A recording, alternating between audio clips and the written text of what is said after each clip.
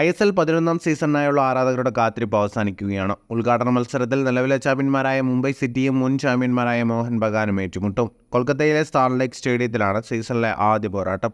League ചാമ്പ്യന്മാരായ മുഹമ്മദൻ സ്പോർട്ടിങ്ങിന്റെ സ്ഥാനക്കയറ്റത്തോടെ ISLൽ ഇത്തവണ 13 ടീമുകളാണ് പോരടിക്കുന്നത്. ISLൽ ഇത്തവണ 4 പുതിയ നിയമങ്ങളും നടപ്പാക്കുന്നുണ്ട്.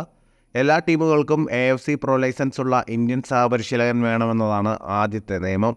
മുഖ്യപരിശീലകന്റെ അഭാവത്തിൽ ടീമിന്റെ ചുമതല ഇന്ത്യൻ സഹപരിശീലകനാകും. തെറ്റായ തീരുമാനത്തിലൂടെയാണ് റഫറി ചുവപ്പ് കാർഡ് നൽകിയതെങ്കിൽ ടീമുകൾക്ക് അപ്പീൽ നൽകാം എന്നതാണ് രണ്ടാമത്തെ നിയമം. AIFF നടപ്പിലാക്കിയ ഈ നിയമം അന്യായമായ സസ്പെൻഷനുകളുടെ എണ്ണം കുറയ്ക്കാനും കളിയുടെ മൊത്തത്തിലുള്ള നില മെച്ചപ്പെടുത്താനും കാരണമാകുമെന്നാണ് പ്രതീക്ഷ.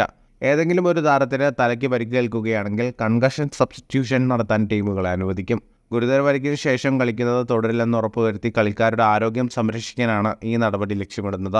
ISL ക്ലബ്ബുകൾക്ക് ഇപ്പോൾ അവരുടെ സ്വന്തം അക്കാഡമിയിൽ വളരുന്ന 3 അണ്ടർ-23 കളിക്കാരെ നിലവിലുള്ള ശമ്പളപരിധി നിയമത്തിൽ നിന്ന് ഒഴിവാക്കാനാകുമെന്നതാണ് നാലാമത്തെ നിയമം. ഫുട്ബോൾ ലോകത്തെ കൂടുതൽ വാർത്തകൾക്കായി ഈ ചാനൽ ഇപ്പോൾ തന്നെ സബ്സ്ക്രൈബ് ചെയ്യുക.